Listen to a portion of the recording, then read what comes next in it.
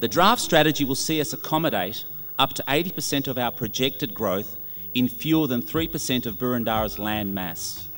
Council wants to plan and manage the growth, and this means Council must carefully and deliberately balance development so the character of the city is not lost and the natural advantages offered by activity centres are the main focus of growth.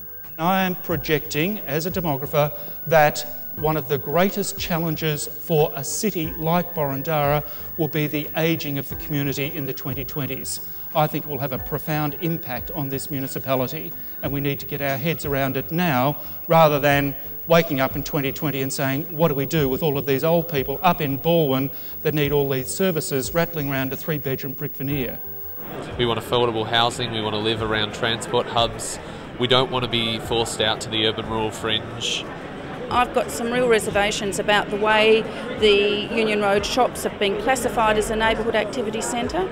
The reality is that there are very few sites in the shopping strip that allow for a greater mix of commercial development. There are a few big sites that can be developed. To try and get that strip to be a centre which will cater more for the day-to-day needs of 20,000 or whatever the number of people is that the strategy suggests is exceedingly difficult. Councils should undergo activity centre planning, not only because they have the power to do it or because the planning scheme says that you should do it, but because if you don't do it, you will be left with no local input into the way in which the activity centres are developed in the future.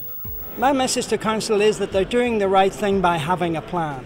We now got to talk about the details of that plan. I've got some concern. As we speak, the state government is actually preparing a new strategy. They promised they would and they're fulfilling their promises. It is important to get in early and have your say. I mean, we have this saying in Ireland, make sure you get your retaliation in first.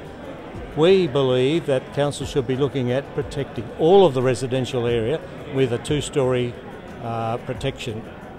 And then they can pick out key areas such as maybe Ashburton, Balwyn and the like, the bigger ones, for some development, maybe 3 stories, certainly not 6.